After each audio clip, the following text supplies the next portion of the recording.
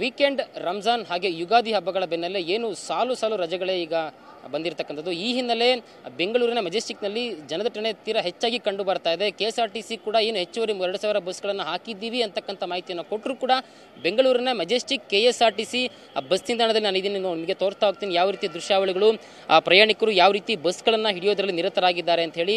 ಏನು ಈ ಪ್ರಮುಖವಾಗಿ ನೋಡ್ತಾ ಇದೆ, ಇದು ಟರ್ಮಿನಲ್ ಎ ಕೆಂಪೇಗೌಡ ಬಸ್ ನಿಲ್ದಾಣ KSRTC.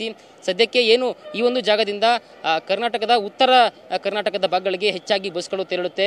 ಹಬ್ಬದ ಹಿನ್ನೆಲೆಯಲ್ಲಿ ಏನು ಬೆಂಗಳೂರಿನಲ್ಲಿ ನೆಲೆಸಿದ್ದಂತಹ ಜನರು ತಮ್ಮ ತಮ್ಮ ಊರುಗಳತ್ತ ಹಬ್ಬದ ಪ್ರಯುಕ್ತ ತೆರಳುತ್ತಾ ಇದ್ದಾರೆ. ಏನು ಸಿಕ್ಕಾಪಟ್ಟೆ ಡಿಮ್ಯಾಂಡ್ ಕೂಡ ಕೇಳಿ ಬರ್ತಾ ಇದೆ.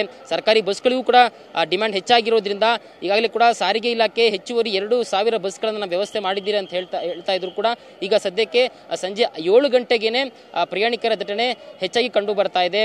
ಎಲ್ಲರೂ ಕೂಡ ಲಗೇಜ್ಗಳನ್ನು ಹಿಡಿದು KSRTC ಬಸ್ಗಳನ್ನು ಹತ್ಕೊಳ್ತಾ ಇದ್ದಾರೆ. ಏನು ರಿಸರ್ವೇಷನ್ ಕೂಡ ಮಾಡಿಸ್ಕೊಂಡು ಎಲ್ಲಿ ಬಸ್ ಸಿಗದೆ ಕಷ್ಟ ಆಗುತ್ತೋ ಅಂತಕ್ಕಂಥ ಒಂದು ನಿರೀಕ್ಷೆಯಿಂದ ಈಗಾಗಲೇ ಕೂಡ ಜನರು ಹೆಚ್ಚಾಗಿ ಸೇರಿದ್ದಾರೆ. ಲಗೇಜ್ಗಳನ್ನು ಹಿಡಿದು ತಮ್ಮ ತಮ್ಮ ಊರುಗಳತ್ತ ತೆರಳೋದಕ್ಕೆ ಸಿದ್ಧರಾಗಿದ್ದಾರೆ.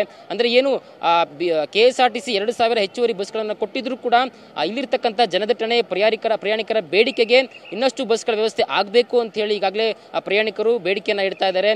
ಸೊ ಇನ್ನೂ ಕೂಡ 3-4 ಗಂಟೆಗಳ ಕಾಲ ಮೆಜೆಸ್ಟಿಕ್ನಲ್ಲಿ ಇದೇ ರೀತಿಯ ಒಂದು ಜನದಟ್ಟಣೆ ಕ್ರೌಡ್ ಕಂಡು ಬರೋದ್ರಿಂದ ಬಸ್ಗಳು ಹೇಗೆ ಅವರಿಗೆ ಸರಿ ಹೋಗುತ್ತೆ, ಮತ್ತೇನಾದರೂ ಬಸ್ಗಳ ಒಂದು ಬೇಡಿಕೆ ಹೆಚ್ಚಾಗುತ್ತಾ, ಅದಕ್ಕೆ ತಕ್ಕಂತೆ KSRTC ಯಾವ ರೀತಿ ಬಸ್ಗಳ ಒಂದು ನಿರ್ವಹಣೆ ಮಾಡ್ತಾರೆ, ಬಸ್ಗಳ ವ್ಯವಸ್ಥೆಯನ್ನು ಮಾಡ್ತಾರೆ ಅಂತಕ್ಕಂಥದ್ದು ಈಗ ಪ್ರಶ್ನೆ ಆಗಿದೆ. ಒಟ್ಟಾರೆ ಏನು ಯುಗಾದಿ ಹಬ್ಬದ ಹಿನ್ನೆಲೆ, ರಂಜಾನ್ ಹಬ್ಬದ ಹಿನ್ನೆಲೆ ಸಾಲು ರಜೆಗಳು ಬಂದಿದೆ. ವೀಕೆಂಡ್ ಕೂಡ ಇರೋದ್ರಿಂದ ಊರುಗಳಿಗೆ ತೆರಳತಕ್ಕಂಥ ಪ್ರಯಾಣಿಕರ ಸಂಖ್ಯೆ ತೀರಾ ಹೆಚ್ಚಾಗಿದೆ. ಸೊ ಈ ದಟ್ಟಣೆಯನ್ನ ಸಾರಿಗೆ ಇಲಾಖೆ ಯಾವ ರೀತಿ ನಿರ್ವಹಣೆ ಮಾಡುತ್ತೆ, ಯಾರಿಗೂ ಕೂಡ ಅನಾನುಕೂಲತೆ ಆಗದ ನಿಟ್ಟಿನಲ್ಲಿ, ಯಾಕಂದ್ರೆ ಈಗಾಗಲೇ ಖಾಸಗಿ ಬಸ್ಗಳು ಟಿಕೆಟ್ ದರವನ್ನು 2-3 ಪಟ್ಟು ಹೆಚ್ಚಳ ಮಾಡೋದ್ರಿಂದ ಖಾಸಗಿ ಬಸ್ಗಳಲ್ಲಿ ತೆತ್ತು ಹೋಗುವಂತ ಶಕ್ತಿ ಈಗ ಪ್ರಯಾಣಿಕರಿಗೆ ಇಲ್ಲ. KSRTC ನಂಬಿಕೊಂಡಿದ್ದಾರೆ. ಸೊ ಸಾರಿಗೆ ಇಲಾಖೆ ಇವರ ಒಂದು ಬೇಡಿಕೆಯನ್ನು ಯಾವ ರೀತಿ ಸರಿ ಮಾಡುತ್ತೆ, ಬಸ್ಗಳ ವ್ಯವಸ್ಥೆ ಮಾಡುತ್ತೆ ಅನ್ನೋದನ್ನ ಕಾದು ನೋಡಬೇಕಾಗಿದೆ. ಕ್ಯಾಮರಾ ಪರ್ಸನ್ ಅಶೋಕ್ ಜೊತೆ ಲಕ್ಷ್ಮೀ ನರಸಿಂಹ, TV9 ಬೆಂಗಳೂರು.